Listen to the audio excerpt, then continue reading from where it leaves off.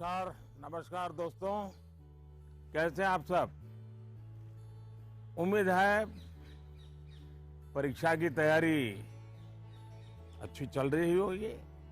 ये परीक्षा पे चर्चा का पहला वर्चुअल एडिशन है। अब जानते हैं हम पिछले 1 साल से कोरोना के बीच जी रहे हैं और उसके कारण हर किसी को नया नया इनोवेशन करना पड़ रहा है। मुझे भी आप लोगों से मिलने का मोह इस बार छोड़ना पड़ रहा है और मुझे भी एक नए फॉर्मेट में आपके बीच आना पड़ रहा है और आपसे रूबरू न मिलना, आपके चेहरे की खुशी न देखना, आपका उमंग और उत्साह न अनुभव करना, ये अपने आप में मेरे लिए बहुत बड़ा लॉस है। लेकिन फिर भी परीक्षा तो है ही है, आप है, मैं हूं, परीक्षा है, तो फिर अच्छा ही है कि हम परीक्षा पे चर्चा कंटिन्यू करेंगे और इस साल भी ब्रेक नहीं लेंगे। अभी हम अपनी बातचीत का सिलसिला शुरू करने जा रहे हैं। एक बात मैं शुरू में जरूर देशवासियों को भी बताना चाहता हूं और गार्डियंस को बताना चाहता हूं, टीचर्स को बताना चाहता हूं। ये परीक्षा पे चर्चा है, लेकिन सिर्फ परीक्षा की ही चर्चा नहीं है। बहुत कुछ बातें हो सकती हैं।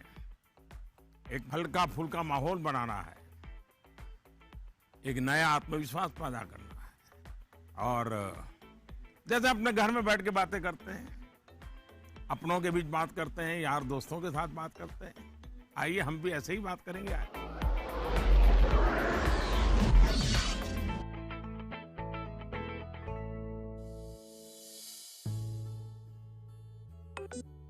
नमस्कार ऑनरेबल पीएम सर। नमस्कार नमस्कार। मेरा नाम एन पल्लवी है। मैं 9वीं कक्षा पढ़ रही हूँ। सर, हम अक्सर ऐसा महसूस करते हैं कि पूरा साल पढ़ाई ठीक चल रही होती है, लेकिन जैसे ही परीक्षा निकट आती है बहुत ही तनावपूर्ण स्थिति हो जाती है। कृपया इसके लिए कोई उपाय बताइए सर। बहुत धन्यवाद सर। धन्यवाद पल्लवी। मुझे बताया गया है कि इसी तरह का और भी एक सवाल है। सादर अभिनंदन आदरणीय प्रधानमंत्री जी। मेरा नाम अर्पण पांडे है। मैं global Indian international school Kuala Lumpur Malaysia में 12वीं कक्षा का छात्र हूँ। मैं आपसे अपनी भावी भविष्य की सफलता हेतु एक प्रश्न के उत्तर की आकांक्षा करता हूँ और आशा करता हूँ कि आप इसमें मेरा मार्गदर्शन करेंगे। मेरा प्रश्न है, परीक्षा की तैयारी के दौरान हमारे मन में आने वाले भय और तनाव से हम कैसे उभरे? कि क्या होगा अगर अच्छे अंक और अच्छा कॉलेज मिलेगा या नहीं? धन्यवाद। पल्लवी, अर्पण, देखिए आप जब ये फियर की, डर की बात करते हैं तो मुझे भी डर लग जाता है। अरे ऐसी कौन सी बात है जिसके लिए डरना चाहिए? क्या पहली बार एग्जाम देने जा रहे हो क्या पहले कभी एग्जाम दी नहीं? क्या आपको मालूम नहीं था कि मार्च महीने, अप्रैल महीने में एग्जाम आती है? सब पता है, पहले से पता है, साल भर पहले से पता है। अचानक तो नहीं आया है, और जो अचानक नहीं आया है, कोई आसमान नहीं टूट पड़ा है। इसका मतलब हुआ कि आपको डर एग्जाम का नहीं है, आपको डर किसी और का है। और वो क्या है? आपके आसपास एक माहौल बना दिया गया है कि यही एग्जाम सब कुछ है, यही जिंदगी है। और इसके लिए पूरा सामाजिक वातावरण, कभी कभी स्कूल का वातावरण भी, कभी कभी माँ बाप भी, कभी अपने रिश्तेदार भी एक ऐसा माहौल बना देते हैं, ऐसी चर्चा करते हैं कि जैसे कोई बहुत बड़ी घटना से आपको गुजरना है, बहुत बड़े संकट से गुजरना है। मैं उन सब से कहना चाहूंगा, खास करके मैं पेरेंट्स से कहना चाहता हूं, आपने क्या करके रख दिया है? मैं समझता हूं कि ये सबसे बड़ी गलती है। हम आवश्यकता से अधिक ओवर कॉन्शियस हो जाते हैं। हम थोड़े ज्यादा ही सोचने लग जाते हैं और इसलिए मैं समझता हूं कि जिंदगी में ये कोई आखिरी मुकाम नहीं है। ये जिंदगी बहुत लंबी है, बहुत पड़ाव आते हैं। एक छोटा सा पड़ाव है। हमें दबाव नहीं बनाना चाहिए। चाहे टीचर हो, स्टूडेंट हो, परिवारजन हो, यार दोस्त हो।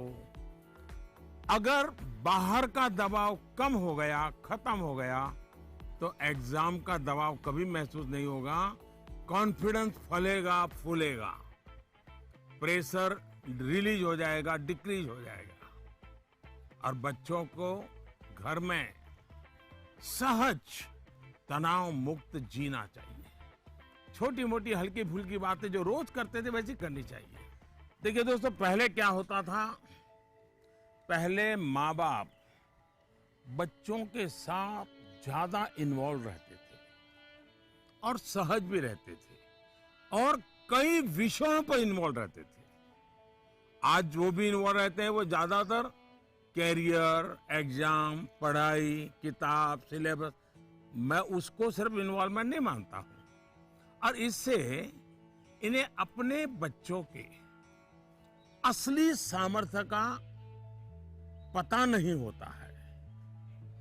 अगर माँ बाप ज्यादा इन्वॉल्व है तो बच्चों की रुचि, प्रकृति, प्रवृत्ति इस सबको अच्छी तरह समझते हैं और जो कमियां हैं उन कमियों को समझ करके उसको भरने की कोशिश करते हैं और उसके कारण बालक का कॉन्फिडेंस लेवल बढ़ता है। उसकी स्ट्रेंथ माँ बाप को पता है, उसकी वीकनेसेस माँ बाप को पता है और उसके कारण माँ बाप समझते हैं कि ऐसे समय वीकनेसेस को बाजू में करो, स्ट्रेंथ को जितना बल दे सकते हो दो। लेकिन आज कुछ माँ बाप इतने व्यस्त हैं कि उन्हें बच्चों के साथ रियल सेंस में इन्वॉल्व होने का समय ही नहीं मिलता। इसका परिणाम क्या होता है? आज बच्चे के सामर्थ्य का पता लगाने के लिए पेरेंट्स को एग्जाम के रिजल्ट का शीट देखना पड़ता है और इसलिए बच्चों का आकलन भी बच्चों के रिजल्ट तक ही सीमित हो गया है। मार्क्स के परे भी बच्चे में कई ऐसी चीजें होती हैं जिन्हें पेरेंट्स मार्क ही नहीं कर पाते हैं। साथियों, हमारे यहाँ एग्जाम के लिए एक शब्द है कसौटी। मतलब खुद को कसना है। ऐसा नहीं है एग्जाम आखिरी मौका है, बल्कि एग्जाम तो एक प्रकार से एक लंबी जिंदगी जीने के लिए अपने आप को कसने का उत्तम अवसर है, एक अपॉर्चुनिटी है। समस्या तब होती है जब हम एग्जाम को ही जैसे जीवन के सपनों का अंत मान लेते हैं, जीवन मरण का प्रश्न बना देते हैं। दरअसल एग्जाम जीवन को गढ़ने का एक अवसर है, एक अपॉर्चुनिटी है, एक मौका है। उसे उसी रूप में लेना चाहिए। एक्चुअली हमें अपने आप को कसौटी पर कसने के मौके खोजते ही रहना चाहिए ताकि हम और बेहतर कर सकें। हमें भागना नहीं चाहिए। आइए दोस्तों, अगले सवाल की तरफ बढ़ते हैं। माननीय प्रधानमंत्री जी नमस्कार। मेरा नाम पुण्य सुन्या है। मैं कक्षा 11वीं की छात्र हूँ। मेरे विद्यालय का नाम विवेकानंद केंद्र विद्यालय निर्जुली, डिस्ट्रिक्ट पापुमपारे, स्टेट अरुणाचल प्रदेश है। माननीय प्रधानमंत्री जी, कुछ सब्जेक्ट्स और कुछ चैप्टर्स है जिनको लेकर मैं सहज नहीं हूँ, उनसे पीछा चुराने में लगी रहती हूँ। मैं चाहे कितनी भी कोशिश क्यों ना करूँ, मैं उन्हें पढ़ नहीं पाती हूँ। शायद ये इसलिए होता है क्योंकि मुझे उनसे डर लगता है। सर, इस स्थिति को कैसे दूर किया जा सकता है? धन्यवाद सर। चलिए, आंध्र से हम मलेशिया, मलेशिया से अब अरुणाचल पहुंच गए और मुझे बताया गया है कि इसी प्रकार का कोई और एक सवाल भी है। माननीय प्रधानमंत्री जी नमस्कार। मेरा नाम विनीता गर्ग है और मैं SRDAV पब्लिक स्कूल में 25 वर्ष से कार्यरत हूँ। मेरा प्रश्न है, कुछ सब्जेक्ट्स ऐसे हैं जिसमें कई स्टूडेंट्स को डर का सामना करना पड़ता है, इस वजह से वह इनसे बचते हैं। इसके बारे में इतिहास या गणित जैसे विषयों के शिक्षक अच्छी तरह से समझ सकते हैं। टीचर के तौर पर इस स्थिति को और बेहतर बनाने के लिए हम क्या कर सकते हैं? ये कुछ अलग प्रकार का ही विषय मेरे सामने आया।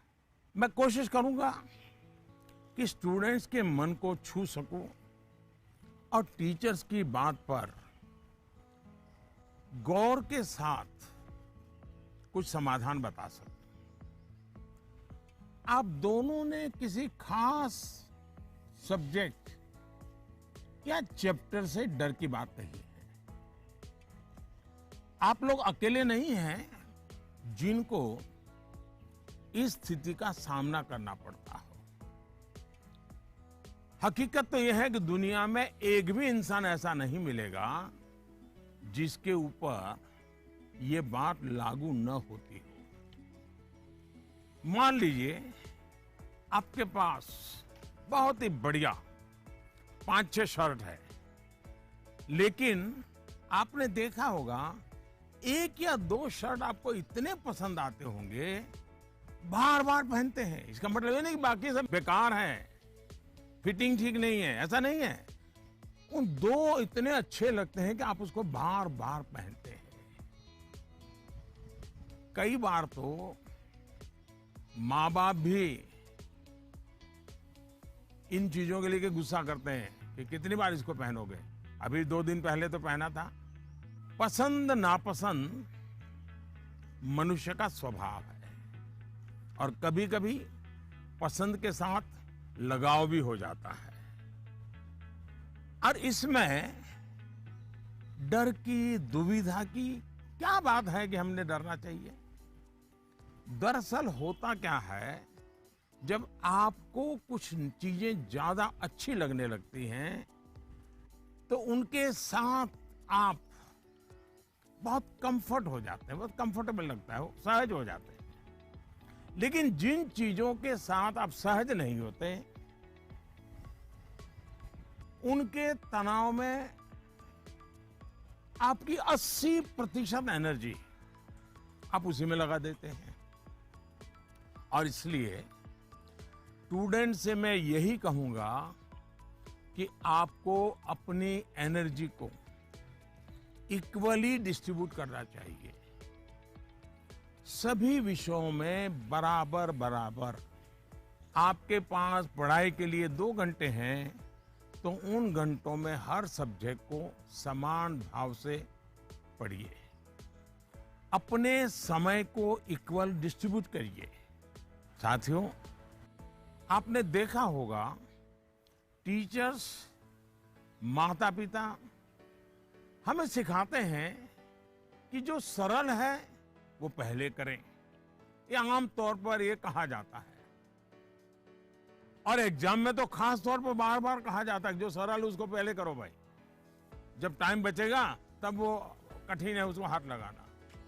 लेकिन पढ़ाई को लेकर मैं समझता हूं ये सलाह आवश्यक नहीं है और उपयोगी भी नहीं है। मैं जरा इन चीज को अलग नजरिए से देखता हूं। मैं कहता हूं जबकि पढ़ाई की बात हो तो कठिन जो है उसको पहले लीजिए। आपका माइंड फ्रेश है, आप खुद फ्रेश हैं, उसको अटेंड करने का प्रयास कीजिए।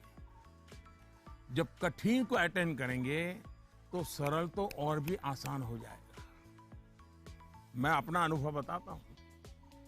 जब मैं मुख्यमंत्री था, तो प्रधानमंत्री बना, तो मुझे भी बहुत कुछ पढ़ना पड़ता है, बहुत कुछ सीखना पड़ता है, बहुतों से सीखना पड़ता है, चीजों को समझना पड़ता है। तो मैं क्या करता था, जो मुश्किल बातें होती है, जिसके निर्णय थोड़े गंभीर होते हैं, मैं मेरे सुबह जो शुरू करता हूं तो कठिन चीजों से शुरू करना पसंद करता हूं मुश्किल से मुश्किल चीजें मेरे अफसर मेरे सामने लेकर के आते हैं, क्योंकि उनको मालूम है कि वो मेरा एक अलग मूड होता है, मैं चीज़ों को बिल्कुल तेजी से समझ लेता हूँ, निर्णय करने की दिशा में आगे बढ़ता हूँ। मैंने अपना एक नियम बनाया है, कोशिश की है। और जो सरल चीजें हैं, दिन भर की थकान के बाद रात देर हो जाती है, तो चलो भाई अब उनको मैं ज़्यादा दिमाग खपाने की जरूरत नहीं हो, कोई गलती होने का कारण नहीं है, तो उन चीज़ों को मैं फिर देर रात तक खींच लेता हूँ। लेकिन सुबह जब उठता हूँ तो फिर कठिन से ही मुकाबला करने के लिए निकल पड़ता हूँ। दोस्तों, एक और बात हमें अपने आप से सीखनी चाहिए। आप देखिए, जो लोग जीवन में बहुत सफल हैं, वो हर विषय में पारंगत नहीं होते, लेकिन किसी एक विषय पर, किसी एक सब्जेक्ट पर उनकी पकड़ जबरदस्त होती है। अब जैसे लता दीदी हैं, लता मंगेशकर जी की पूरे दुनिया में नाम है, हिंदुस्तान के हर जुबान पे नाम है, लेकिन अगर कोई जाकर के उनको कहे कि आज हमारे क्लास में आइए और ज्योग्राफी पढ़ाइए, हो सकता है वो न भी पढ़ा भी पाए, मैं नहीं जानता हूं कि वो पढ़ा पाए न पढ़ा पाए, लेकिन लता जी की महारत ज्योग्राफी में शायद न भी हो, लेकिन संगीत की दुनिया में उन्होंने जो किया हुआ है, एक विषय पर जिस प्रकार से अपना जीवन खपा दिया है, आज वो हर एक के लिए प्रेरणा का कारण बन गई है। और इसलिए आपको भले कुछ सब्जेक्ट मुश्किल लगते हो, ये कोई आपके जीवन में कोई कमी नहीं है। आप बस ये ध्यान रखिए कि इस मुश्किल लगने वाले सब्जेक्ट की पढ़ाई से खुद को दूर मत कीजिए, उसे भागिए मत। वहीं टीचर्स के लिए मेरी सलाह ये है, वो विद्यार्थियों से उनको टाइम मैनेजमेंट के संबंध में, उसके तौर तरीके के संबंध में, सिलेबस के बाहर जाकर के भी कभी उनसे बातें करें, उनसे चर्चा करें, उनको गाइड करें। विद्यार्थियों को टोकने के बजाय उन्हें गाइड करें। टोकना, रोकना, उसका प्रभाव मन पे और ज्यादा नेगेटिव फैलता है। प्रोत्साहित करने से वो कॉन्सेंट्रेटेड ताकत के रूप में कन्वर्ट हो जाता है।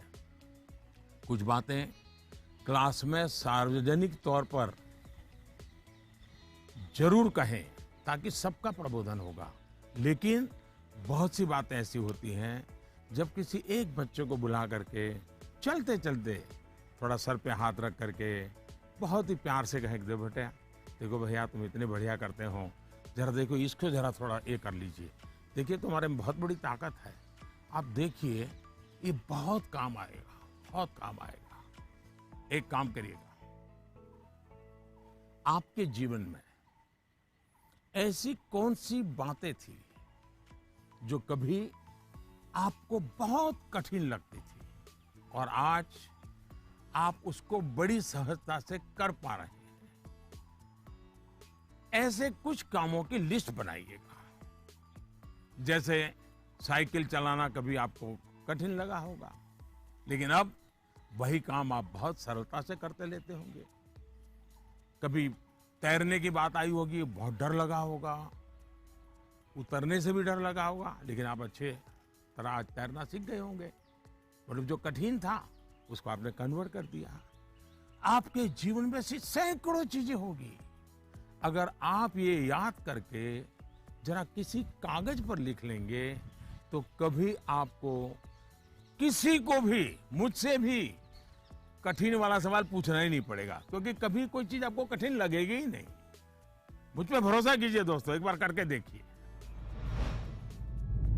Honorable Prime Minister Ji, Vanakkam. I am Neelanand, studying 12th standard in Vivekananda Kendra Vidyalaya Metric Higher Secondary School, Kanyakumari. Dear sir, during this pandemic situation, after the online classes, we all get more free time than usual. I would like to know how can we make the best use of our free time. My thanks to our Honorable Prime Minister for giving this opportunity. वणक्कम। Mummy papa को पता चलेगा ना कि आप परीक्षा के समय में खाली समय की बात कर रहे हैं, तो फिर देखिएगा क्या होता है। खैर, मुझे ये सवाल बहुत अच्छा लगा कि आप एग्जाम के समय भी खाली समय पर ध्यान दे रहे हैं, खाली समय पे चर्चा कर रहे हैं। देखिए दोस्तों, खाली समय, इसको खाली मत समझिए। ये खजाना है, खजाना। खाली समय एक सौभाग्य है, खाली समय एक अवसर है। आपकी दिनचर्या में खाली समय के पल होने ही चाहिए, वरना तो जिंदगी एक रोबोट जैसी हो जाती है। दरअसल खाली समय दो तरह के हो सकते हैं।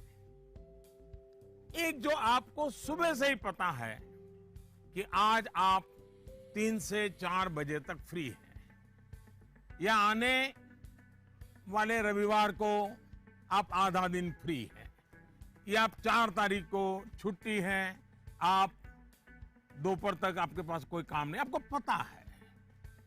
लेकिन दूसरा वो जिसका पता आपको लास्ट मोमेंट में चलता है। अगर आपको पहले से ही पता है कि मेरे पास खाली समय है, तो आप अपने पेरेंट्स या अपने बहन भाई से कह सकते हैं कि मैं आपकी हेल्प करूंगा।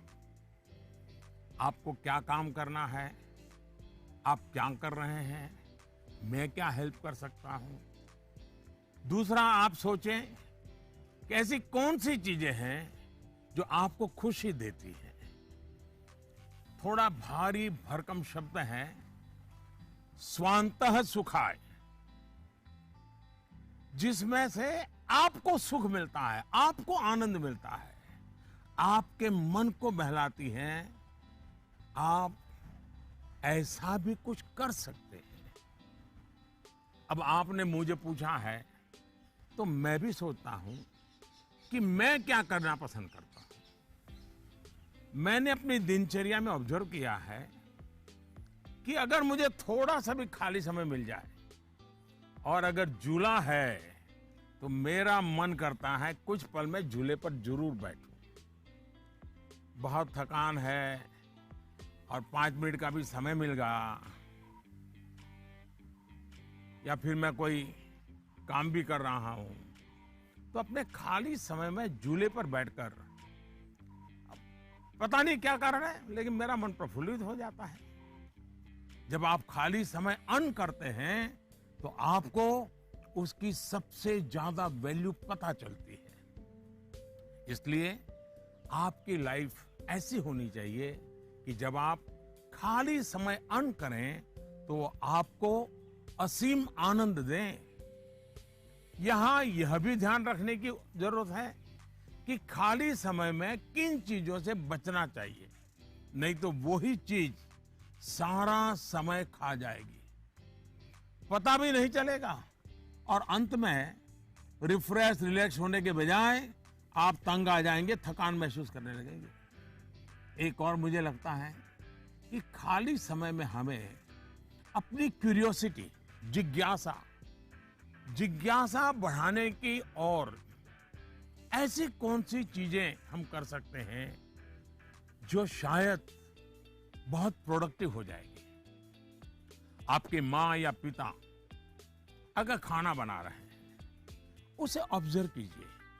नई नई चीजों में अंदर जाने का, कुछ नया जानने का, इसका इम्पैक्ट सीधा सीधा दिखाई नहीं देता है, पर जीवन में इसका बहुत बड़ा गहरा प्रभाव होता है।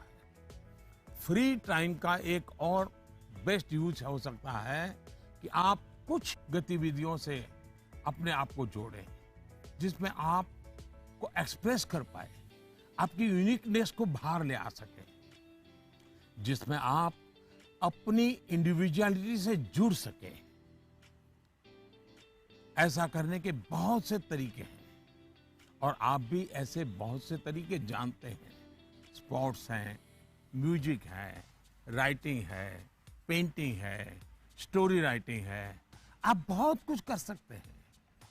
अपने थॉट्स को, इमोशंस को एक्सप्रेस करने का एक क्रिएटिव तरीका दीजिए, अवसर दीजिए। नॉलेज का दायरा कई बार वहीं तक सीमित होता है जो आपको उपलब्ध है, जो आपके आसपास है, लेकिन क्रिएटिविटी का दायरा नॉलेज से भी बहुत दूर तक आपको ले जाता है, बहुत विस्तार के फलक पर ले जाता है। क्रिएटिविटी आपको उस क्षेत्र में ले जा सकती है जहां पहले कभी कोई नहीं पहुंचा जो नया हो। हमारे यहाँ कहा जाता है, जहां न पहुंचे रवि वहां पहुंचे कवि। ये क्रिएटिविटी की तो बात है।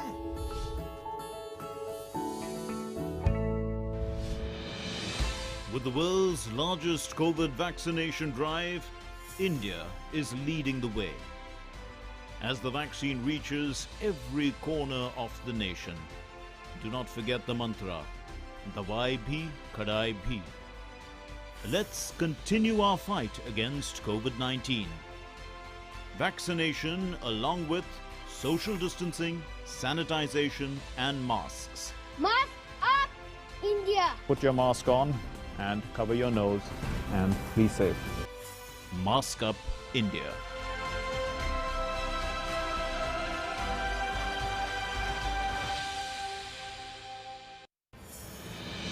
दवाई भी कड़ाई भी का मंत्र लिए वैक्सीनेशन की चल रही है लहर, गांव-गांव, शहर-शहर। लेकिन जब इतना किया है सब्र, तो थोड़े और समय रखें कोरोना पर कड़ी नजर। ना छोड़ें 2 गज दूरी, सैनिटाइजेशन और मास्क की सावधान डगर। रहें इस खतरे से सचेत हर प्रहर। कोरोना को हराना है तो मास्क जरूर लगाना है। Mask up, India! दवाई भी कड़ाई भी, और इसीलिए जब भी अपने घर से बाहर निकलें अपने मुंह और नाक को ढक के रखें। Mask up, India.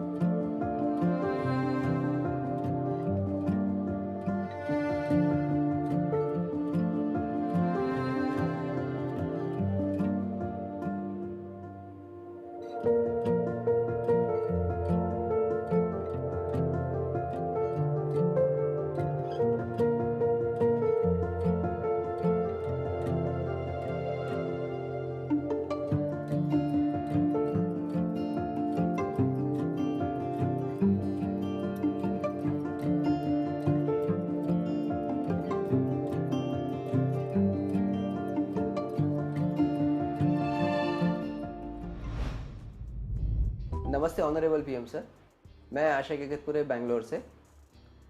मेरा सवाल आपसे ये है कि बच्चों को गुड वैल्यूज सिखाने का सबसे अच्छा तरीका क्या है? धन्यवाद। मुझे एक सवाल जो आया है वो नमो ऐप पर आया है। उसका विजुअल मेरे पास नहीं है, लेकिन मुझे वो सवाल अच्छा लगा, इसलिए मुझे लगता है कि मैं जरूर आपसे शेयर करूं। पटना से सवाल है, प्रवीण कुमार ने पूछा है, सर आज माँ बाप के लिए बच्चे बड़े करना थोड़ा मुश्किल हो गया है। कारण है आज का जमाना और आज के बच्चे। ऐसे में हम कैसे ये सुनिश्चित करें कि हमारे बच्चों का व्यवहार, आदतें और चरित्र अच्छा हो। प्रवीण कुमार एक जागरूक पिता के रूप में शायद मुझे पूछ रहे हैं। बड़ा कठिन सवाल है मेरे लिए। मैं कहूंगा कि पहले तो आप स्वयं चिंतन करें, आत्मचिंतन करें। क्या ऐसा तो नहीं है कि जीवन जीने का जो तरीका आपने चुना है, आप चाहते हैं वैसे ही जिंदगी आपके बच्चे भी जिए और थोड़ा सा भी उनमें बदलाव आता है तो आपको लगता है कि पतन हो रहा है, वैल्यूज का ह्रास हो रहा है। मुझे बराबर याद है, एक बार मैं स्टार्टअप से जुड़े हुए नौजवानों से मैंने एक समारोह किया। तो बंगाल की एक बेटी जिसने स्टार्टअप शुरू किया है अपनी पूरी कैरियर छोड़ करके, तो उसने अपना अनुभव बताया, वो मुझे हमेशा याद रहता है। उस बेटी ने कहा कि मैंने अपनी नौकरी छोड़ दी, कैरियर छोड़ दी और स्टार्टअप शुरू किया, और मेरी माँ को जब पता चला तो मेरी माँ ने तुरंत कहा सर्वनाश। यानी इतना माँ को झटका लगा, लेकिन बाद में वो बेटी स्टार्टअप में बहुत सफल रही थी। आपको सोचना चाहिए कि आप अपने भाव विश्व में अपने बच्चों को जकड़ने का प्रयास तो नहीं कर रहे हैं, और इसलिए आपका परिवार, आपकी परंपराएं, उसमें मूलभूत मूल्यों को कैसे जोड़ दें, हमें आइडेंटिफाई करना चाहिए। जैसे हमारे यहां कहा जाता है जन सेवा ही प्रभु सेवा है, ये हमारे शास्त्रों में मूल्य के रूप में है। लेकिन आपके घर में पूजा पाठ तो बहुत होती है, दुनिया को दिखता है कि आप बहुत धार्मिक हैं, रिचुअल से भरा जीवन है, लेकिन आप जनसेवा में कहीं नजर नहीं आते हैं। अब जब आपकी संतान यह विरोधाभास देखती हैं तो उसके मन में कॉन्फ्लिक्ट शुरू हो जाता है, सवाल खड़े हो जाते हैं, और सवाल उठना स्वाभाविक में है। उसी प्रकार से भी हमारे मूल्य हैं कि जीव मात्र से परमात्मा का वास है। उसी प्रकार से हम सबकी मान्यता है और हमें यह सिखाया गया है, हमारे जीवन मूल्य के रूप में प्रस्थापित हो चुका है, और हमारी सोच है कि जीव मात्र में परमात्मा का वास है। लेकिन आपके घर में जो काम करने आते हैं, झाड़ू पोछा लगाने आते हैं, लिफ्ट चलाने वाला होता है, आपको स्कूल में छोड़ने वाला ऑटो रिक्शा ड्राइवर है, क्या कभी आपने उनसे उनके सुख दुख की चिंता और चर्चा की है? क्या कभी आपने पूछा वे आपके परिवार में तो किसी को कोरोना नहीं हुआ है ना, आपके परिवार के तो सब सुखी है ना, आप जिस गांव से आए हो उस गांव में तो सब ठीक है ना? क्या आपने कभी पूछा है?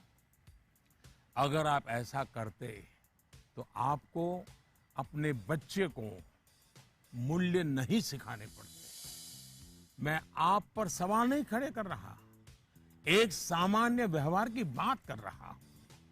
कुछ लोग वाकई ऐसा नहीं करते। बच्चे का बर्थडे होता है, बहुत सारी तैयारियां होती है, कितने लोग अपने घर में काम करने वालों से कहते हैं कि जो भी काम करना है 5 बजे तक पूरा कर दो, 6 बजे जब मेहमान आना शुरू हो जाएंगे तब तुम भी हमारे परिवार के मेहमान के रूप में कपड़े पहन करके, अच्छे कपड़े पहन करके परिवार के सबको लेकर के आ जाना।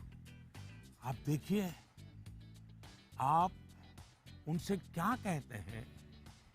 आज घर में बहुत से मेहमान जाने वाले हैं, देर तक रुकना पड़ेगा। आप ऐसा कहने के बजाय क्या कहते हैं, देखो कल बहुत मेहमान आने वाले हैं, बहुत काम है, तुम घर बता के आ जाना, देर से आऊंगा, देर से आऊंगी। यानी आपका बच्चा देख रहा है कि इतना बड़ा उत्सव है घर में, लेकिन वो जो मेरे लिए मेहनत करते हैं दिन रात, वो तो इसमें हिस्सेदार ही नहीं है। और तभी उस बच्चे के मन में टकराव शुरू होता है। मैं आपको एक और उदाहरण देता हूं। हम कहते हैं बेटा बेटी एक समान, ये मूल्य है हमारे यहां देव रूप की जो कल्पना की गई है उसमें स्त्री भगवान का उतना ही महत्व है। लेकिन हमारे घर के वातावरण में बेटे और बेटी के बीच जाने अनजाने में जो ट्रीटमेंट किया जाता है उसमें असमानता होती है। उसके बाद जब वही बेटा समाज जीवन में जाता है तो उसके द्वारा नारी समानता में कुछ न कुछ कमी की संभावना बन ही जाती है। ये सही है कि परिवार के संस्कार अच्छे होते हैं तो बुराइयां हावी नहीं होती हैं, लेकिन 19-20 का ही फर्क होता है। बेटे के व्यवहार में कुछ न कुछ कमी रह जाती है। इसलिए हमने जो अपना भाव विश्व बनाया हुआ है वो जब व्यवहार की कसौटी पर खरा नहीं उतरता है तब बच्चों के मन में अंतर्द्वंद शुरू हो जाता है।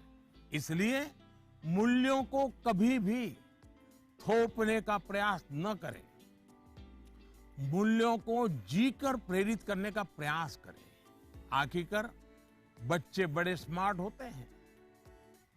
जो आप कहेंगे उसे वो करेंगे या नहीं करेंगे ये कहना मुश्किल है, लेकिन इस बात की पूरी संभावना होती है कि जो आप कर रहे हैं वो उसे बहुत बारीकी से देखता है और दोहराने के लिए लालायित हो जाता है।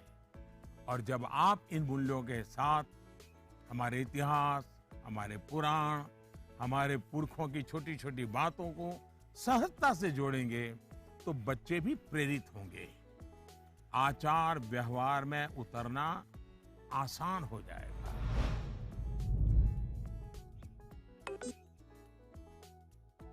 नमस्कार सर, मैं प्रतिभा गुप्ता, कुंदन विद्या मंदिर लुधियाना से। सर, मेरा आपसे सवाल ये है कि हमें हमेशा काम करवाने के लिए बच्चों के पीछे भागना पड़ता है, तो हम कैसे उन्हें सेल्फ मोटिवेटेड बना सकते हैं ताकि वे अपनी चीजें खुद करें?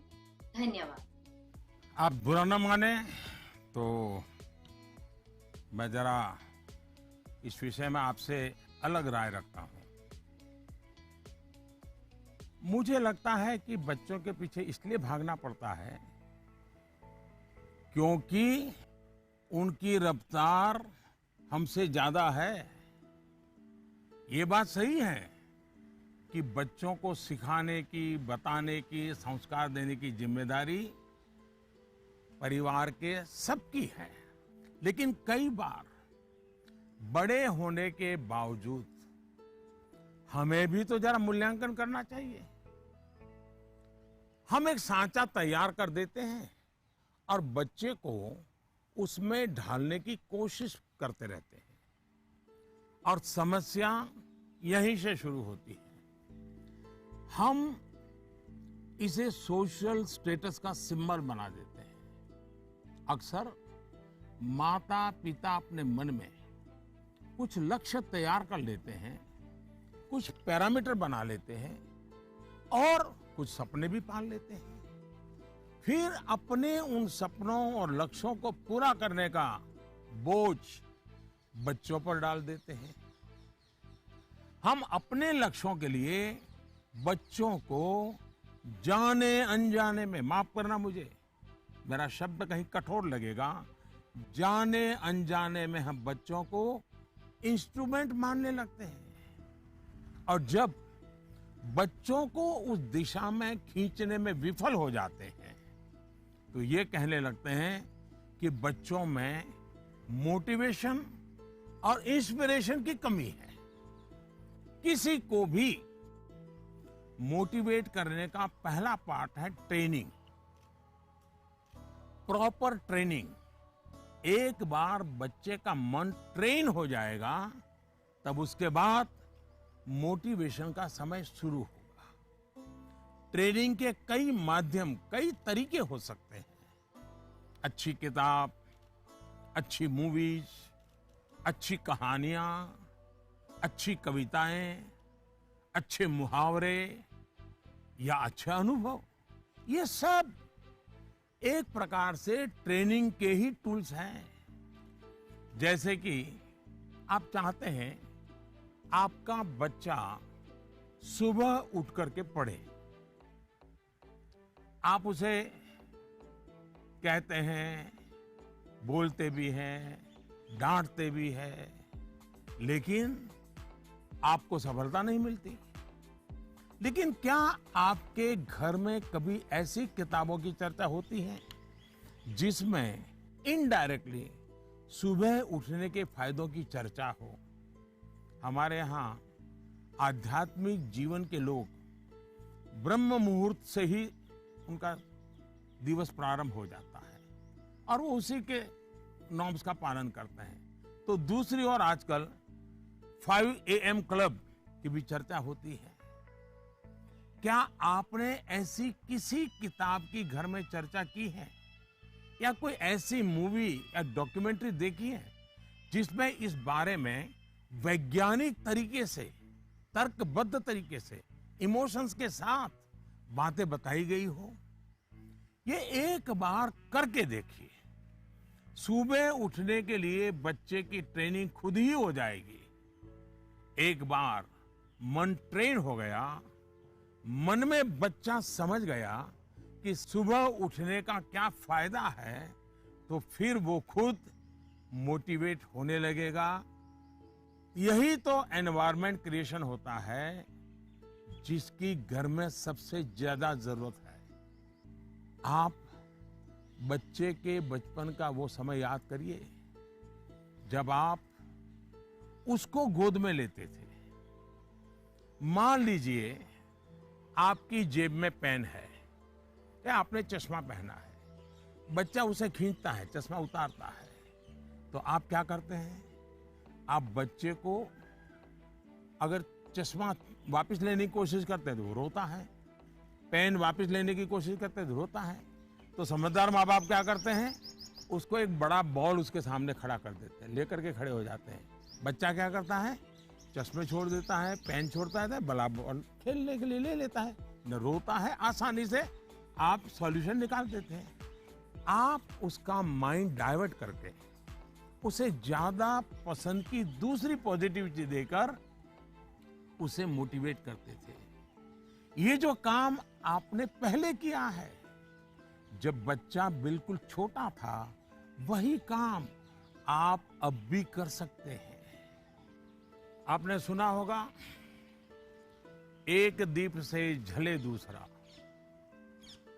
आपका बच्चा पर प्रकाशित नहीं होना चाहिए। आपका बच्चा स्वयं प्रकाशित होना चाहिए। बच्चों के अंदर जो प्रकाश आप देखना चाहते हैं, वो प्रकाश उनके भीतर से प्रकाशमान होना चाहिए और वो आपके जागरूक सक्रिय प्रयासों से संभव है। आप अपने एक्शंस में जो बदलाव दिखाएंगे वो बच्चे बहुत बारीकी से ऑब्जर्व करेंगे। यहां एक और बात की ओर मैं आपका ध्यान दिलाऊंगा। बच्चों को कभी भी भय पैदा करके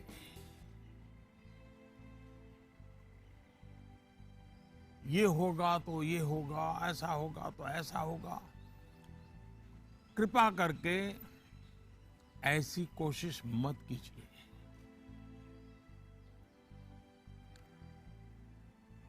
एक प्रकार से वो तरीका लगता तो बहुत आसान है, लेकिन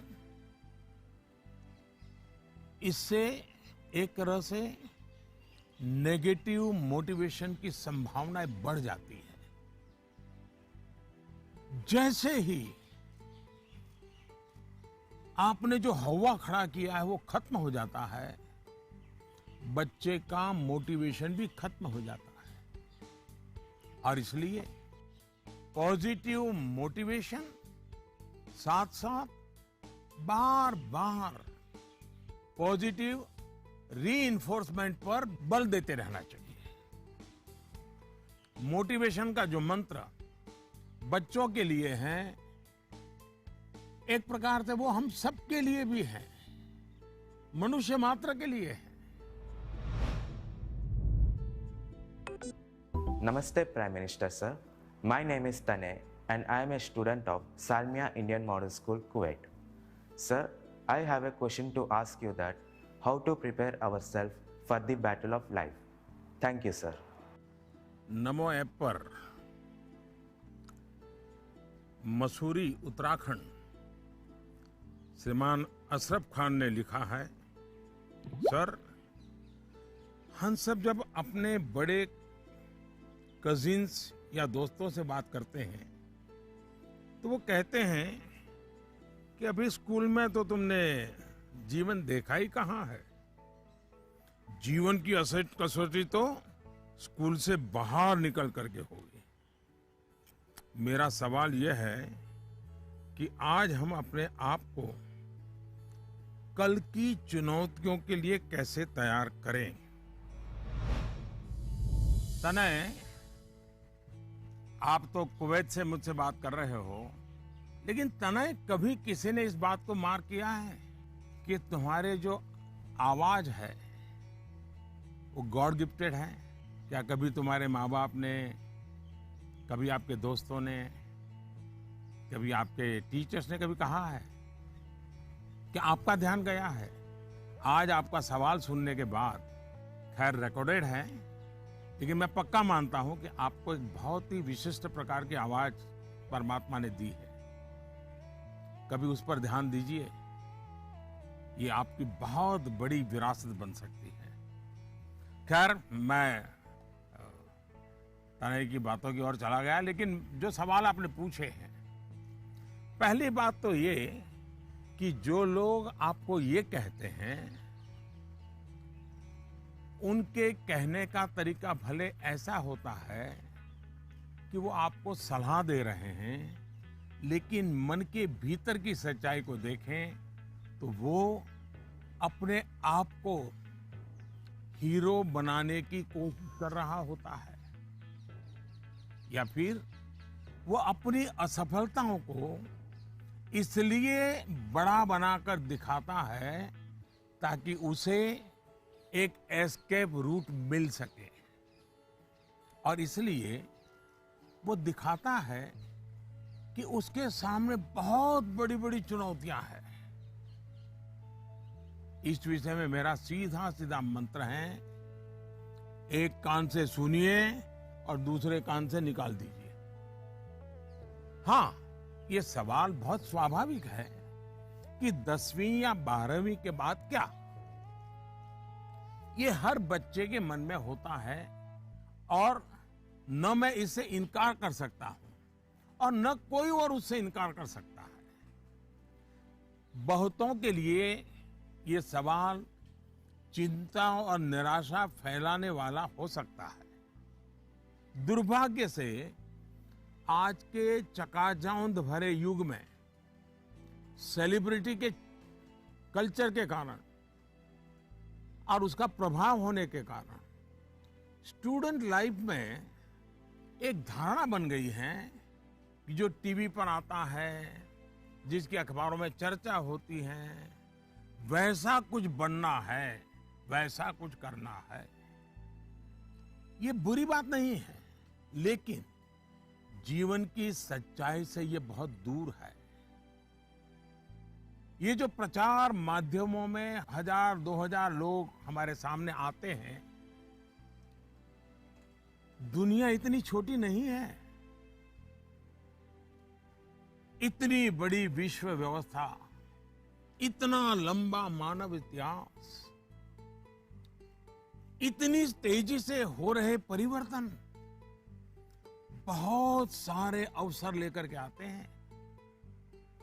जीवन की सच्चाई ये है कि जितने लोग हैं उतनी विभिन्नताएं हैं, जितने लोग हैं उतने अवसर भी है। हमें अपनी जिज्ञासा का दायरा बहुत बड़ा करने की आवश्यकता है, उसको विस्तार देने की आवश्यकता है, और इसलिए आवश्यक है कि 10वीं क्लास में, 12वीं क्लास में भी आप अपने आसपास के जीवन को ऑब्जर्व करना सीखिए। आपके आसपास इतने सारे प्रोफेशन है, नेचर ऑफ जॉब्स है, और बदलते हुए नेचर ऑफ जॉब्स हैं। खुद को ट्रेन करिए, अपनी स्किल बढ़ाइए और उसका लाभ उठाइए। करियर के चुनाव में एक पक्ष ये भी है कि बहुत से लोग जीवन में इजी रूट की तलाश में रहते हैं। बहुत जल्दी वाहवाही मिल जाए, आर्थिक रूप से बड़ा स्टेटस बन जाए, ये इच्छा ही जीवन में कभी कभी, हर बार नहीं लेकिन कभी कभी अंधकार की शुरुआत भी करने का कारण बन जाती है। फिर ये अवस्था ऐसी होती है जिसमें सपने पालना और देखना जरा अच्छा लगता है, सपनों में खोए रहना अच्छा लगता है।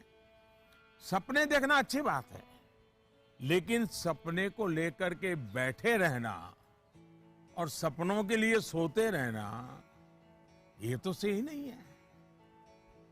सपनों से आगे बढ़कर अपने सपनों को पाने का संकल्प, ये बहुत महत्वपूर्ण है। आपको सोचना चाहिए कि आपका वो कौन सा एक सपना है जिसे आप अपने जीवन का संकल्प बनाना चाहेंगे। जैसे ही आप ये संकल्प ले लेंगे, आपको आगे का रास्ता भी उतना ही साफ दिखाई देने लगेगा। माननीय प्रधानमंत्री जी प्रणाम। माफ करिएगा, मेरा सवाल परीक्षा पे आधारित नहीं है, पर कृपया करके आप इस पे हंसिएगा नहीं। आजकल के बच्चे प्रॉपर खाना नहीं खाना चाहते, सारा टाइम चिप्स, चॉकलेट और जंक पे उनका ध्यान रहता है। आप कृपया करके हमें ये बताइए कि हमें इसके बारे में क्या करना चाहिए। इसी प्रकार के कुछ और सवाल भी मेरे साथ हैं, और ये नरेंद्र मोदी ऐप पर छत्तीसगढ़ रायपुर से सुनीता पॉल जी ने लिखा है, सर हमारे बच्चों को हम जो टिफिन में देते हैं वे उस चीज को खाते नहीं और हमेशा फास्ट फूड खाने की जिद करते हैं। कृपया इस मुद्दे पर हमारा मार्गदर्शन करें। मैं समझ नहीं पा रहा हूं कि मैं ये सारे सवाल सुनकर के मुस्कुराऊं या जोरों से हंस पड़ूं। अगर इस मुद्दे पर हम मनोवैज्ञानिक तरीके से आगे बढ़े तो शायद इसका समाधान आसान हो जाएगा। हमारी जो ट्रेडिशनल खाने की चीजें हैं, मनोवैज्ञानिक रूप से उनके प्रति हम सहज रूप से गौरव का भाव पैदा करें। उसकी जो विशेषता है उसकी बात करें। खाना पकाने की हमारी जो प्रक्रिया है, किचन की जो एक्टिविटी है, वो घर के बाकी सदस्यों को पता होनी चाहिए कि कितनी मेहनत करने के बाद खाना पकता है। बच्चों के सामने भी ये सारी बातें चर्चा में लानी चाहिए। कैसे खाना पकता है, कितनी देर लगती है, कितने इंग्रेडिएंट्स होते हैं, उन्हें महसूस होगा कि आखिर कितनी मेहनत का काम होता है और तब जाकर के मेरी थाली भरती है। दूसरा, आज के जमाने में खाने पीने की बहुत सारी वेबसाइट है, हेल्दी फूड की भी कोई कमी नहीं है। क्या हम इनसे भी जानकारियां जुटाकर ऐसी चीजों को लेकर कोई गेम डेवलप कर सकते हैं जो हम हफ्ते में एक बार खेल सकें? जैसे गाजर है, कैरेट, उसके इंपॉर्टेंस पर हम बोलें, उसके क्या फायदे होते हैं, क्या लाभ होते हैं, क्या न्यूट्रिएंट्स होते हैं, ऐसा करके देखें। दूसरा, हम सबके घर में जो फैमिली डॉक्टर हैं, वो डॉक्टर एक प्रकार से मित्र होते हैं। जब कभी उनका घर आना हो तो उनकी बातें पूरा परिवार सुने कि किस प्रकार के खाने का क्या महत्व है, न्यूट्रिएंट्स कहां से मिलते हैं, क्या खाना चाहिए, वो बता सकते हैं कि आपके घर में क्या प्रॉब्लम हेरिडिटरी है और उनसे बचने के लिए क्या खाना आवश्यक है। इससे भी बच्चों को फायदा होगा। तीसरा, आप टीचर से रिक्वेस्ट कर सकते हैं कि आप बच्चों में ये क्या आपको तकलीफ हो रही है, खास करके खाने के विषय में, टीचर को समझाइए, टीचर को विश्वास में लीजिए। अब देखिए, टीचर बड़ी कुशलता से कथा कहते कहते, बात करते करते, हंसी मजाक में उसके दिमाग में भर देगा कि ये क्यों करना चाहिए। और टीचर के कहने का बच्चों पर अलग ही असर होता है। हमें भी कुछ कुछ नए एक्सपेरिमेंट करते रहना चाहिए। मैंने काफी ऐसे उदाहरण देखे हैं जहां परिवार में ट्रेडिशनल खाना ही बच्चों को मॉडर्न रंग रूप में बनाकर दिया जाता है,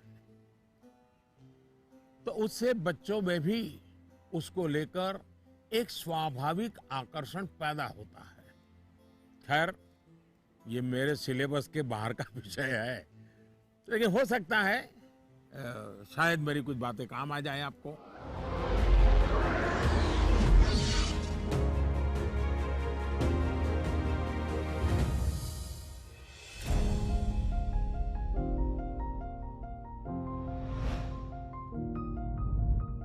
दिव्यांका नमस्कार। दिव्यांका क्या पढ़ती हो? जी सर, मैं कॉमर्स की छात्रा हूँ। और पुष्कर की ही रहने वाली हो? जी सर। तो पुष्कर की कोई पवित्र चीज का मुझे वर्णन करोगी? क्या है पुष्कर की विशेषता? पुष्कर में एकमात्र ब्रह्मा मंदिर है। हाँ। और जो पुष्कर राज है वह 68 तीर्थों का गुरु है। अच्छा, ब्रह्मा का क्या रोल रहा है? जी, उन्होंने पृथ्वी को क्रिएट किया है। अच्छा बताइए दिव्यांका, क्या सवाल था आपके मन में? सर, मेरे कुछ मित्र ऐसे हैं जिनकी मेमोरी एवरेज है। वे किसी भी विषय को कितना भी पढ़ ले, वे परीक्षा में उसे याद नहीं रख पाते हैं। सर, वे ऐसा क्या करें कि वे उस विषय को याद रख सके? अच्छा, तो आपको मेमोरी की जड़ी बूटी चाहिए। जी सर। देखिए दिव्यांका, आप सबसे पहले अपनी डिक्शनरी से इस शब्द को डिलीट कर दीजिए। आप सोचिए ही नहीं कि आपके पास याद करने की शक्ति नहीं है। अगर आप खुद से जुड़ी कुछ घटनाओं को देखें तो आपको पता चलेगा कि वास्तव में आपको बहुत सारी चीजें याद रहती हैं। जैसे आपकी मदर टंग, क्या मदर टंग आपने किसी को बहुत ग्रामर के साथ पढ़ाया था क्या, सिखाया था क्या? नहीं सर। आपको याद होगा? नहीं। क्या स्कूल में आपने सीखी या किताब में कहीं भी नहीं? हाँ, ये सब सुन करके सीख ली। तो यही वो चीजें हैं, जरा सोचिए कि आपको जो पसंद है, क्या इन चीजों को याद रखने के लिए आपने कभी कोशिश की थी? वो बातें जिनसे आप पूरी तरह जुड़ गए हैं, मग्न हो गए हैं, वो बातें जो आपका हिस्सा बन गई हैं, आपके विचार प्रवाह का हिस्सा बन गई हैं, उन्हें आप कभी नहीं भूलते हैं। दूसरे शब्दों में कहूं तो ये मेमोराइज नहीं है, एक्चुअली ये इंटरनलाइज है। और इंटरनलाइज करना यही इसका एक अच्छा रास्ता है। और इसलिए आपको याद करने पर जोर देने के बजाय आपको उसे जीने की कोशिश करनी चाहिए। सहजता, सरलता, समग्रता के साथ आपके पास भी वही सारी शक्तियां हैं जो किसी बहुत टैलेंटेड व्यक्ति के पास होती है। सोचिए, अपने भाई या बहन के साथ अगर आपका झगड़ा हुआ हो तो वो आपको एकदम याद रहता है, आप उसे भूलते नहीं है। यहाँ तक कि आपको यह भी याद रहता होगा कि उस समय आपने, आपके भाई बहन ने कौन से कपड़े पहने थे, आप खड़े खड़े लड़ रहे थे कि दौड़ते हुए लड़ रहे थे, सब याद होगा, एक एक वाक्य याद होगा। जी सर। यानी इसका एक मतलब यह है कि आप उसमें फुली इन्वॉल्व थे, आप उस क्षण को पूरी तरह जी रहे थे। साफ है कि चीजें याद रहे, प्रॉपरली रिकॉल कर सके, उसके लिए आप जिस क्षण में हैं उस क्षण में ही रहना और उसमें पूरी तरह से इन्वॉल्व रहना बहुत जरूरी है। यानी हम पढ़ाई कर रहे हैं, किताब हाथ में है और मन है खेल के मैदान में, सहेलियों के साथ, दोस्तों के साथ, फिर तो मामला गड़बड़ हो जाता है। आगे जाकर आप में से कोई विद्यार्थी अगर साइकोलॉजी पढ़ेगा तो उसमें मेमोरी बाय एसोसिएशन का कंसेप्ट विस्तार से समझाया जाएगा। आप याद कीजिए कि स्कूलों में सुबह असेंबली में राष्ट्रगान होता है। अब जन गण मन हर कोई गाता है, लेकिन क्या कभी आपने जनगण मन गाते समय आपने उस राष्ट्रगान के साथ देश में ट्रैवल किया क्या? आप उसके साथ जो शब्द आते हैं उन शब्दों के साथ अपने आप को विजुअलाइज कर पाए कि नहीं कर पाए? पंजाब को, गुजरात को, महाराष्ट्र को, बंगाल को मन ही मन राष्ट्रगान गाते समय ट्रैवल किया क्या? आपको एकदम से याद होना शुरू हो जाएगा। मन ही विजुअलाइज करेंगे तो आपको अच्छे से याद रह जाएगा। इसका तो एक फायदा और होगा, आप इस देश के साथ भी एकाकार होते चले जाएंगे। यानी इन्वॉल्व, इंटरनलाइज, एसोसिएट और विजुअलाइज। मेमोरी को शार्प करने के लिए इस फॉर्मूले पर आप चल सकते हैं। मैं आपको एक और उदाहरण देता हूं। आपके पास नोटबुक्स होती हैं, अलग अलग विषयों की किताबें होती हैं। आप जब भी घर से निकले, ये तय करके निकले कि बैग में इतने नंबर पर इस विषय की नोटबुक होगी और इतने नंबर पर इस विषय की किताब होगी। चौथे नंबर पे हो सकती है, तीसरी पर हो जाए। और आपने अगर 3 नंबर पर हिस्ट्री की किताब रखी है, 5 नंबर पर भूगोल की किताब रखी है, तो जब भी आप हिस्ट्री की किताब निकालने जाएं तो बिल्कुल आंख बंद करके 3 नंबर की किताब निकालते हैं आप। देखिएगा आपका कॉन्फिडेंस लेवल कितना बढ़ जाएगा। चलिए, मुझे अच्छा लगा, आपसे बात करने का मौका मिला और मैं राजस्थान के लोगों को भी और पुष्कर की पवित्र धरती को भी आज यहाँ से नमन करता हूँ। बहुत बहुत धन्यवाद।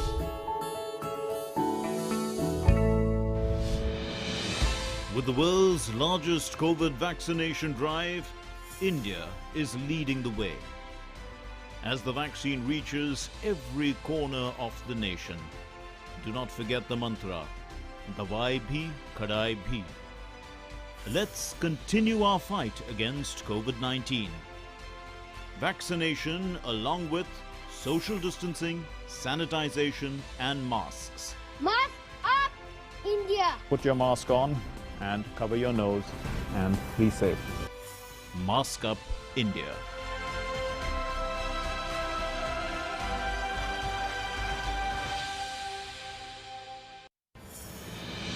दवाई भी कड़ाई भी का मंत्र लिए वैक्सीनेशन की चल रही है लहर, गांव-गांव, शहर-शहर। लेकिन जब इतना किया है सब्र, तो थोड़े और समय रखें कोरोना पर कड़ी नजर। ना छोड़ें 2 गज दूरी, सैनिटाइजेशन और मास्क की सावधान डगर। रहें इस खतरे से सचेत हर प्रहर। कोरोना को हराना है तो मास्क जरूर लगाना है। Mask up India. दवाई भी कड़ाई भी, और इसीलिए जब भी अपने घर से बाहर निकलें अपने मुंह और नाक को ढक के रखें। Mask up India.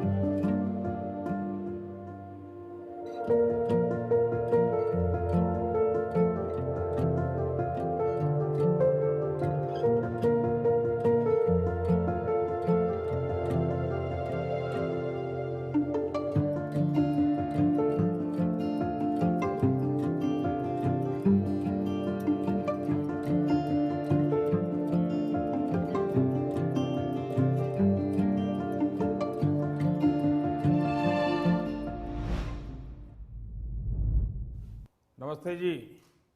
नमस्कार सर। हाँ बताइए। मेरा प्रश्न यह है कि जब हम किसी प्रश्न का उत्तर याद करते हैं तो वह हमें अच्छी तरह से याद हो जाता है, लेकिन जब हम स्कूल में लिखना शुरू करते हैं तो क्वेश्चन पेपर को देखकर ही हम अचानक से सब कुछ भूल जाते हैं। सर कृपया करके यह बताइए कि ऐसा क्यों होता है। Thank you sir. आपका शुभ नाम क्या? सुहान सहगल। अच्छा सहगल जी, आप पढ़ते कहाँ हैं? Alcon international school. अच्छा, ये सवाल पहले किसी को पूछा है? नहीं सर। नहीं पूछा। मम्मी पापा को पूछा? नहीं सर। टीचर को पूछा? नहीं सर। लो बड़े कमाल के हो यार मैं ही मिला गया तुम्हें। लेकिन आपका सवाल मैं समझता हूं ज्यादातर विद्यार्थियों के मन में रहता है। जब मैं भी तुम्हारी तरह पढ़ता था ना तो ये बात तो मन में रहती थी कि यार पता नहीं क्यों याद नहीं आ रहा है। देखिए परीक्षा हॉल में जाते समय आपको अपने मन को बिल्कुल शांत करके जाना चाहिए। मैं अभी टीवी स्क्रीन पर आपको देख रहा हूं, इतना शांत आपका चेहरा है, इतने विश्वास के साथ आप बैठे हैं, मुस्कुराते भी हैं। ये जो अवस्था है ना, एग्जामिनेशन में जाए ना तब भी ऐसा ही रहिए, आपको कभी नहीं भूलेंगे। आपका मन अशांत रहेगा, चिंता में रहेगा, आप घबराए हुए रहेंगे, तो इस बात की संभावना बहुत ज़्यादा होगी कि जैसे ही आप क्वेश्चन पेपर देखेंगे कुछ देर के लिए सब कुछ भूल जाएंगे। इसका सबसे अच्छा उपाय यही है कि आपको अपनी सारी टेंशन परीक्षा हॉल के बाहर छोड़कर जाना चाहिए और आपको ये भी सोचना चाहिए कि जितनी तैयारी आपको करनी थी आपने कर ली है। अब आपका फोकस प्रश्नों के अच्छे से उत्तर देने में होना चाहिए। आप इस बात से भी नहीं घबराइए कि कुछ नया आ गया तो क्या होगा, कुछ ऐसा आ गया जो आपने पढ़ा ही नहीं है तो क्या होगा। और मैं सभी को कहूँगा परीक्षा के तनाव को कम करने के लिए बिना टेंशन लिए परीक्षा देने के लिए बहुत सारी एक्टिविटीज, बहुत सारे उपाय आपको एग्जाम वॉरियर बुक में दिए गए हैं। और अभी भी एग्जाम वॉरियर बुक को एक मैंने नया एडिशन, मुझे कोरोना में थोड़ा समय मिल गया तो मैंने इसको थोड़ा इम्प्रूवमेंट भी किया है, कुछ एडिशन भी किया है। इस बार इसमें बच्चों के लिए ही मंत्र नहीं है बल्कि मैंने पेरेंट्स के लिए भी काफ़ी कुछ लिखा है। कई सारी एक्टिविटीज नमो ऐप पर भी दी हुई है। आप इसमें पार्टिसिपेट करके अपने मित्रों के साथ शेयर भी कर सकते हैं। और मुझे विश्वास है, थोड़ा सा प्रयास कीजिए, मन में से निकल जाएगा और आपको पक्का फायदा होगा। और आपके साथियों, और मैं आपसे चाहूँगा कि आपको जब भी फायदा हो तो मुझे लिख करके दीजिए। एग्जाम वॉरियर पढ़ करके मुझे चिट्ठी लिखिए। लिखोगे ना? जी सर। वाह, शाबाश। Thank you sir. नमस्ते जी। मेरा नाम भारवी पोपट है। मैं गुजरात अहमदाबाद के ग्लोबल मिशन इंटरनेशनल स्कूल संस्कार धाम के कक्षा 11वीं कॉमर्स की छात्रा हूँ। श्रीमान, इस कोरोना काल में उद्योग, व्यापार, सरकार को भी तकलीफ आई होगी, लेकिन क्या आपने सोचा है कि विद्यार्थियों को क्या तकलीफ आई? सर, इस संकट को मैं अपने जीवन में किस रूप में याद रखूं? ऐसा लगता है कि हम छात्रों का एक साल निरर्थक हो गया हो। मेरी जगह आप होते तो क्या करते? आपका मार्गदर्शन हमें दिशा देगा। धन्यवाद। धारवी आपका छोटा भाई है? बड़ा भाई, छोटा भाई कोई है घर में? छोटी बहन है। हैं? छोटी बहन है सर। छोटी बहन है। अच्छा जी सर। छोटी बहन को ऐसे ही डांटती हो जैसे अभी कह रही थी?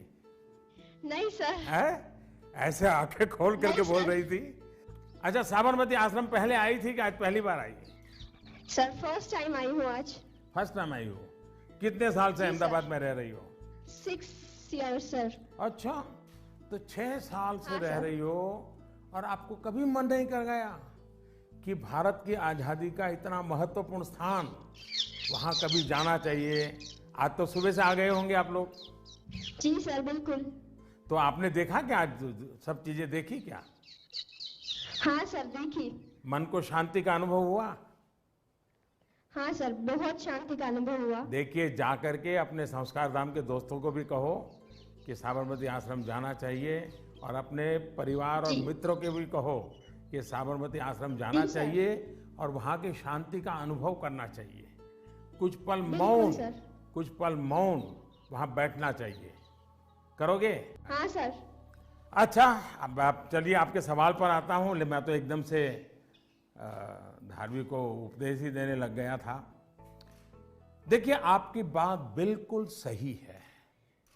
जहां तक कोरोना का प्रश्न है, मैं तो इसे इस रूप में देखता हूं कि जो गलती आपने नहीं की, उसका खामियाजा आपको उठाना पड़ा।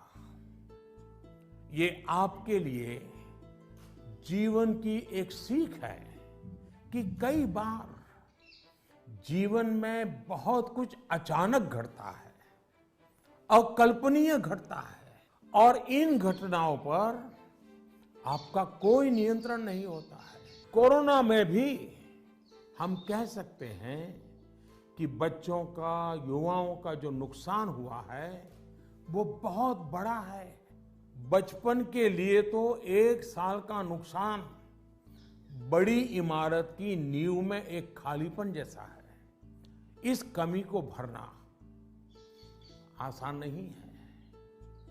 स्कूल एज मतलब हंसना, खेलना, मिट्टी में खेलना, मिट्टी उछालना, गर्मी, सर्दी, बरसात, हर चीज का आनंद, दोस्तों के साथ, क्लासरूम में, टीचर के साथ गप्पे मारना, बातें करना, घर की छोटी सी भी घटना चारों दौर एकदम से बता देना, उनके बीच रहना, ये सब जीवन की विकास यात्रा के लिए बहुत अनिवार्य होता है।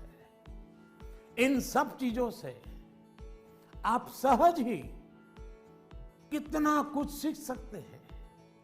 आपको भी लगता ही होगा, कोरोना काल के पहले का समय आप याद करते होंगे तो सोचते होंगे कि कितना कुछ मिस किया है।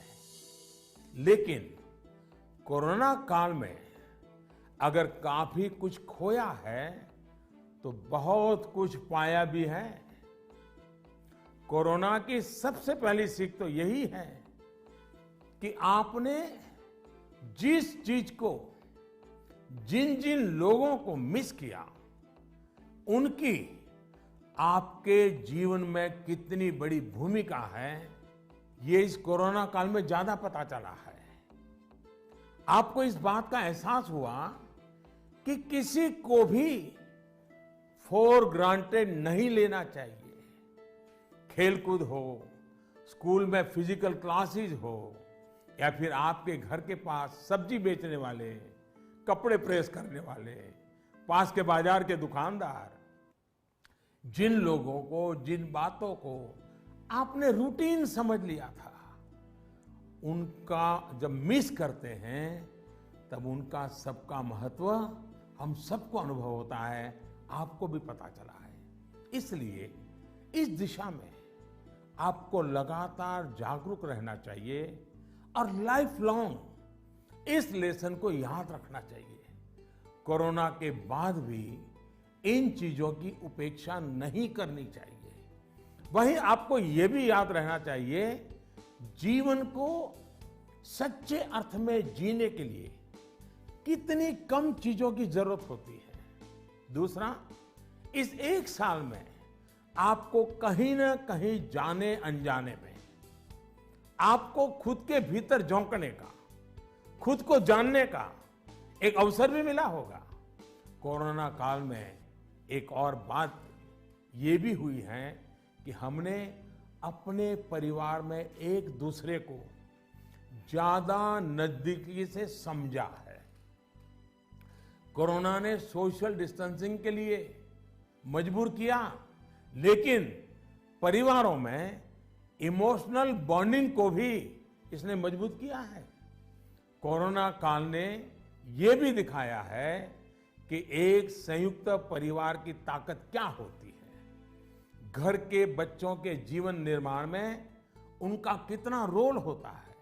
मैं चाहूंगा कि सोशल साइंस के लोग, हमारी यूनिवर्सिटीज इस पर रिसर्च करें, कोरोना काल के फैमिली लाइफ पर स्टडी करें, कैसे इस संकट से मुकाबला करने में संयुक्त परिवार ने समाज को ताकत दी। इस पहलू को खंगाले। कोरोना आने के बाद ये जो आयुर्वेदिक काढ़ा, पौष्टिक भोजन, साफ सफाई, इम्यूनिटी, ऐसे अनेक महत्वपूर्ण विषयों पर हम सबका ध्यान गया है। इन सब के लिए लोगों ने जो जो किया, वो अगर पहले से करते आ रहे होते तो शायद परेशानी इससे भी कम होती।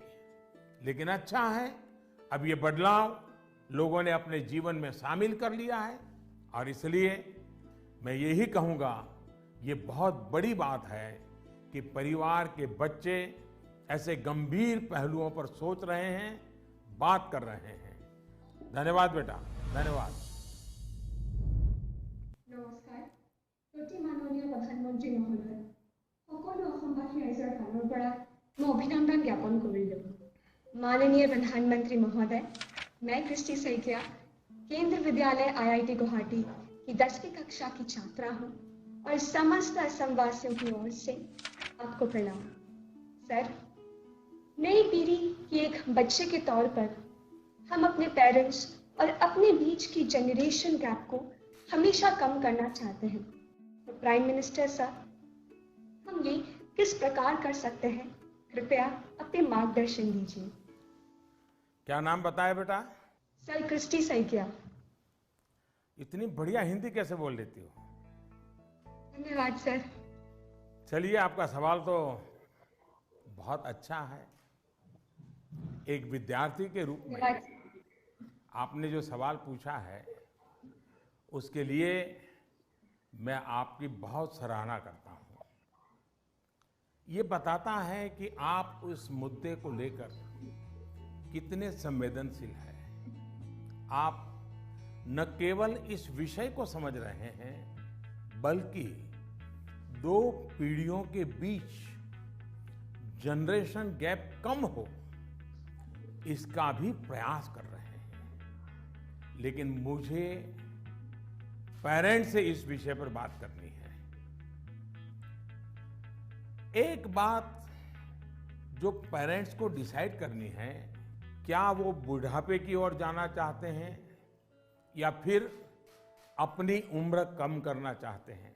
और आप भी बेटा अपने मम्मी पापा को जरूर ये सवाल पूछना, अगर पेरेंट्स बुढ़ापे की तरफ जाना चाहते हैं तो बेशक अपने बच्चों के साथ डिस्टेंस बना ले, गैप बढ़ाते रहें।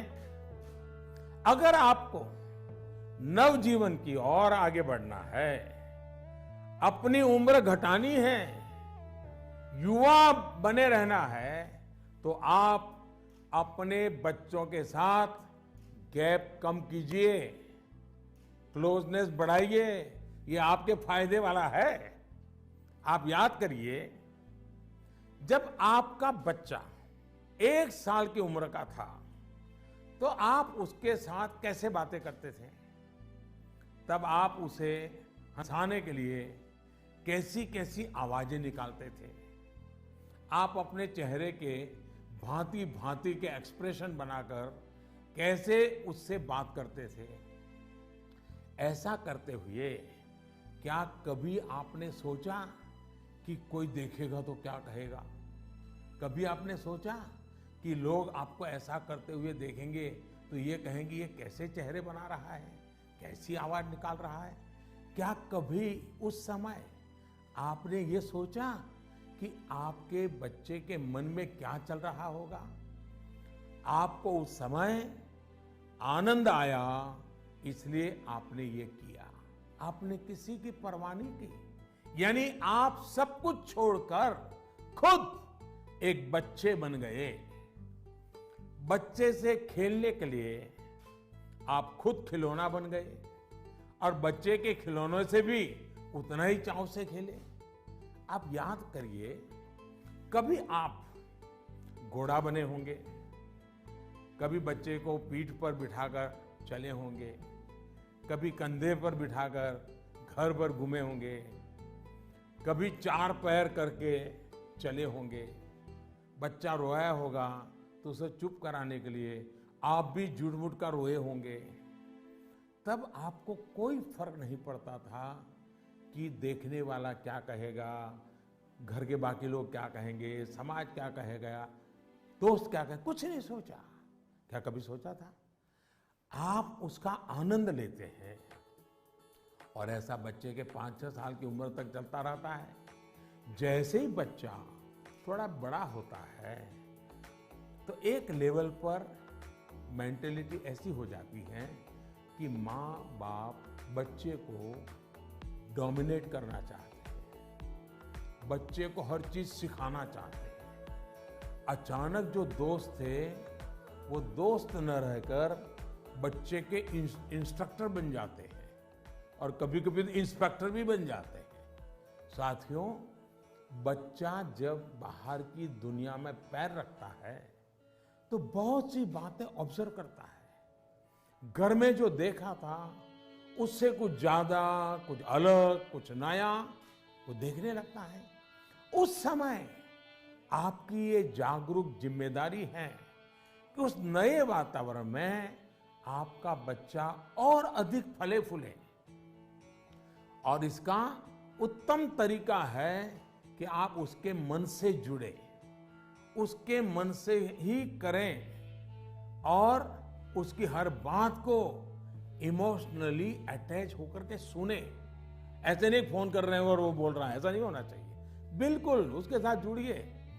आपको जो पसंद नहीं, अगर वो काम आपका बच्चा करके आया है तो उसको डांटिए मत, टोकिए मत, बस सुनते रहिए। सुनते समय उसको लगना चाहिए कि आप उसको कितना प्यार करते हैं। हाँ, लेकिन जो चीज अच्छी नहीं है उसको मन में रजिस्टर करके रखिए। और ये ग्रोइंग एज के बच्चों के लिए करना बहुत जरूरी होता है। आप जितना हो सके उसकी बात सुनिए, उसकी बात समझिए। आप इंस्ट्रक्टर बनकर उसे सुबह से शाम तक क्या करना है ये मत समझाइए। बार बार ये मत पूछिए कि मैंने ये कहा था, क्या क्या किया। बस अपनी आंखें खुली रखिए, कान खुले रखिए, उस पर ध्यान रखिए। उसमें सुधार से जुड़ी जो बातें आपने रजिस्टर की हैं, जो आपको ठीक नहीं लगा उसे ठीक करने के लिए बहुत विचार करके एक एनवायरनमेंट क्रिएट करिए ताकि उसे खुद ही लगे कि वो कहाँ गलत कर रहा है। जब माँ बाप बच्चों के साथ हम उम्र बनकर ही जुड़ते हैं तो कोई इश्यू नहीं होता है। जैसे बच्चा कोई नया गाना सुन रहा है, कोई नया म्यूजिक सुनकर आनंद ले रहा है, तो आप भी उसके साथ उस आनंद में शामिल होने की कोशिश करिए। आप उसको मत कहो कि 30 साल पहले हमारे जमाने में तो वो गाना था, हम वो बजाएंगे। नहीं, ऐसा मत करो। वो जो गाना उसको पसंद है आप उससे जुड़िए, आनंद लीजिए ना। ये समझने की कोशिश तो करिए कि आखिर ऐसा क्या है उस गाने में कि आपका बच्चा उसे पसंद कर रहा है। लेकिन होता क्या है कि हम देखते हैं ठीक इसी समय कुछ माता पिता ये कहने लगते हैं कि ये क्या बेकार का गाना सुन रहे हो, असली म्यूजिक तो हमारे समय में होता था। अब तो जो बनता है वो सिर्फ शोर शराबा होता है। होता क्या है कि बच्चा आप पर आकर के आपको कोई बात बताता है। वो बताता है कि आज स्कूल में हमने ये किया, तो कहीं आप अपनी ही कहानी लेकर तो नहीं बैठ जाते हैं कि अरे ये तो ऐसे ही क्या है, क्या नई चीज है, ये तो वैसा ही है। अपने बच्चे के साथ उसकी जनरेशन की बातों में उतनी ही दिलचस्पी दिखाइएगा, आप उसके आनंद में शामिल होंगे तो आप देखिएगा जनरेशन गैप कैसे खत्म हो जाती है। और शायद जो बात आप कहना चाह रहे हैं वो उसके समझ में भी आ जाए। और इसलिए जनरेशन गैप को कम करने के लिए बच्चों और बड़ों को एक दूसरे को समझना होगा, खुले मन से गपशप करनी होगी, खुलकर बातें करनी होगी, समझना होगा, सुनना होगा और फिर आपको बदलने की तैयारी भी रखनी होगी। चलिए, असम से इतना बढ़िया सवाल मुझे मिला, जरा मैं लंबा ही जवाब दे गया, लेकिन मुझे अच्छा लगा। बहुत बहुत धन्यवाद बेटा। धन्यवाद सर। Namaste sir. नमस्ते। I am Shreyan Roy of class 10. I study in Central Middle School, Barakpur, Kolkata. Sir, in the exam season, what scares us more is that what happens after exam. What will happen if our result does not come so good? Is failure in examination is actually the failure in our life too? अरे यार, ऐसा कैसे सोचते हो, हैं? अगर आप exam warrior किताब पढ़ते तो ये सारे सवालों के जवाब आप खुद ही लोगों को दे देते। लेकिन आपका सवाल महत्वपूर्ण है और शायद ऐसे सवाल बार बार उठते भी हैं और बार बार जवाब देने भी होते हैं। एक बार कहने से बात बनने वाली नहीं है। और मैं ये बात पूरे खुले मन से कहना चाहता हूं कि दुर्भाग्य से शिक्षा के क्षेत्र में और पारिवारिक जीवन में सोचने का दायरा इतना सिमट गया है।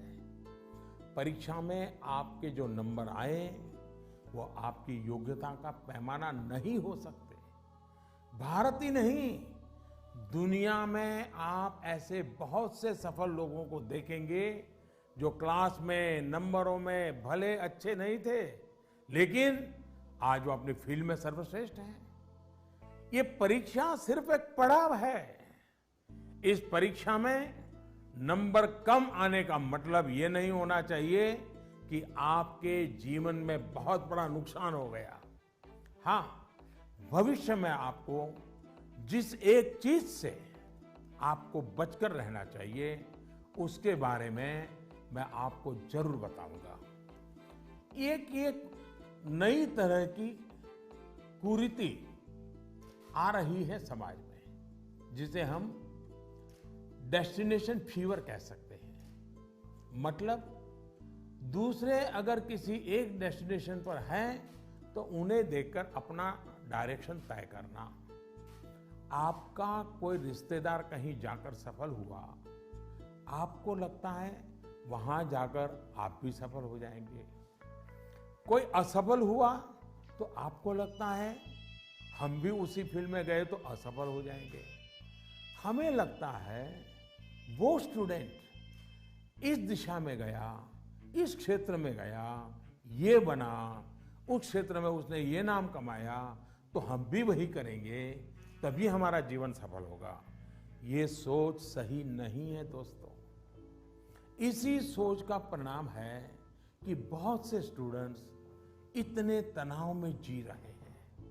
आप जो पढ़ते हैं वो आपके जीवन की सफलता और विफलता का पैमाना सिर्फ यही एकमात्र नहीं हो सकता।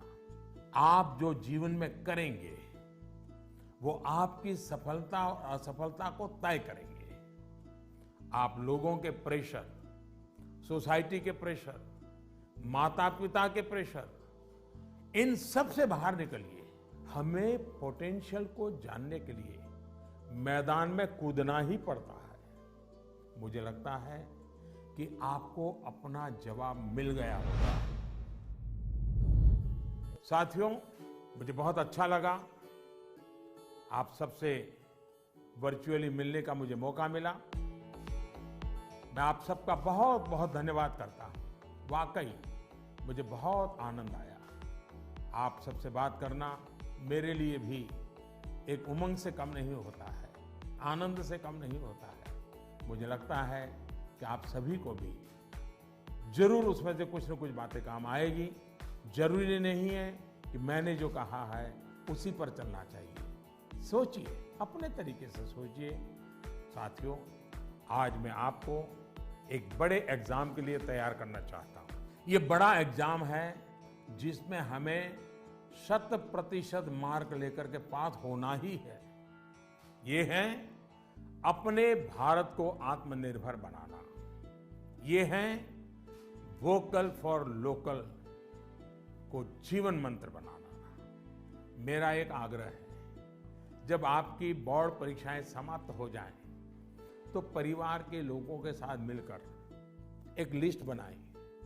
सुबह से लेकर रात तक आप जिन चीजों का उपयोग कर रहे हैं, उनमें से कितनी चीजें विदेशी धरती पर बनी हैं और कितनी चीजों में भारत मां की मिट्टी की सुगंध है, कितनी चीजें किसी देशवासी की मेहनत से बनी हैं। इसके अलावा एग्जाम के बाद के लिए एक टास्क आपको देना चाहता हूं। आप सब जानते हैं कि हमारा देश आजादी के 75 साल के उपलक्ष्य में आजादी का अमृत महोत्सव मना रहा है। अमृत महोत्सव में हमारे स्वाधीनता सेनानियों के बारे में आप सब लोग जानें, आजादी की लड़ाई के बारे में जानें। इसके लिए देश ने एक अभियान शुरू किया है। आपको इस अभियान से जुड़ना है। आप अपने राज्य की आजादी की लड़ाई से जुड़ी 75 घटनाएं खोजकर निकालिए। ये किसी व्यक्ति के संघर्ष में जुड़ी हो सकती है, किसी क्रांतिवीर से जुड़ी हो सकती है। इन घटनाओं को आप अपनी मातृभाषा में विस्तार से लिखिए। इसके अलावा हिंदी, इंग्लिश में लिख सके तो भी अच्छा होगा। आप इसको साल भर का प्रोजेक्ट बनाइए और डिजिटल तरीके से इसे कैसे करें, इसके लिए अपने टीचर से भी गाइडेंस लीजिए। आप अपने टीचर से बात करिए, अपने पेरेंट्स से, दादा दादी से बात करिए। आप क्या कर सकते हैं, इस पर चर्चा करिए। साथियों, गुरुदेव रविंद्रनाथ टैगोर ने लिखा है, मैंने स्वप्न देखा कि जीवन आनंद है। मैं जागा और पाया कि जीवन सेवा है। मैंने सेवा की और पाया कि सेवा में ही आनंद है। आप खुद भी देखिए, जब हमारी इच्छाएं, हमारे लक्ष्य देश की सेवा से जुड़ जाते हैं, तो हम करोड़ों जीवनों से जुड़ जाते हैं। इसलिए बड़े सपने रखने हैं, देश के लिए सोचना है। मुझे पूरा भरोसा है आप ये एग्जाम बहुत अच्छे मार्क्स से पास करेंगे। उसके बाद जीवन में बहुत आगे जाएंगे। इसलिए खूब पढ़िए, खूब खेलिए, खूब मस्ती करिए। रिजल्ट के बाद मुझे अपने संदेश भी जरूर भेजिएगा, मुझे इंतजार रहेगा। इन्हीं शुभकामनाओं के साथ सभी मेरे युवा साथियों का, नन्हे नन्हे दोस्तों का बहुत बहुत धन्यवाद। अनेक अनेक शुभकामनाएं।